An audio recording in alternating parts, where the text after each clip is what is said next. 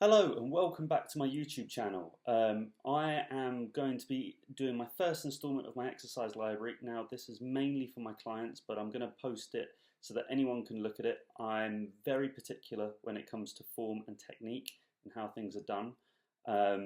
Specifically in my own training, I found that through 10 years of training, I found ways that have specifically given me the best possible growth from each movement. So the first one that we're going to be looking at is a single arm cable row. So I've recorded myself here. This is a movement that's focusing predominantly on the lat. So as we go through, I'll talk about setup and execution of what I'm thinking about and my thoughts as I'm going through it. So if we just watch it through here, the first thing I do, take a seat position, and then you notice that I'm sticking my arm out in front of me. Now what I'm making sure is that the cable is basically in line, maybe slightly below my shoulder.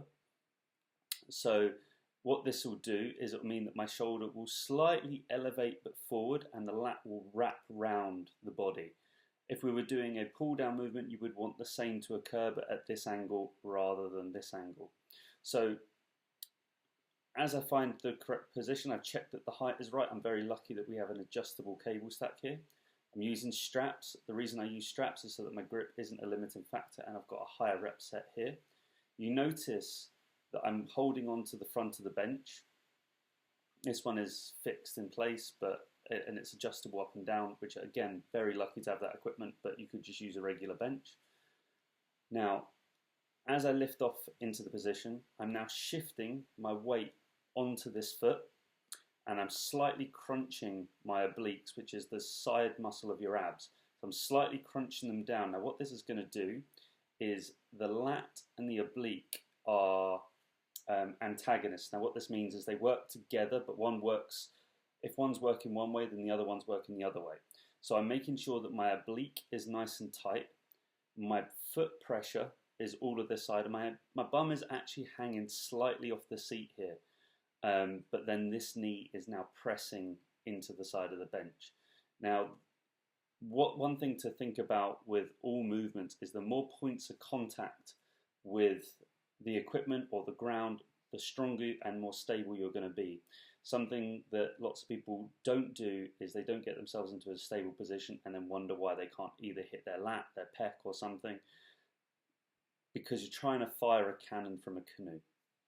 So as we watch, I then make sure I have a slightly underhand grip. Now what this does is, a good example is if I show you on the camera, if you raise your arm over your head like this, you can get a much higher range.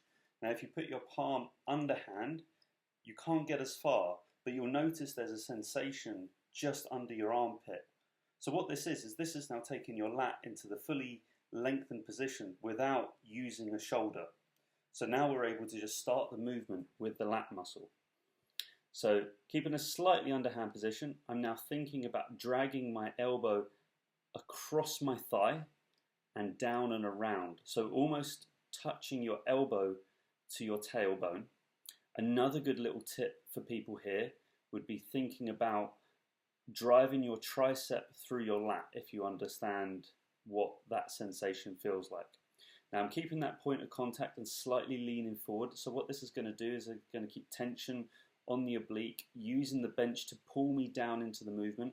You can see here that I'm shaking slightly. What this is doing is because there's so much tension in that squeezed position and fully getting stretched out. So you can see that the stretch is pulling through my lat and allowing my lat to wrap around my rib cage.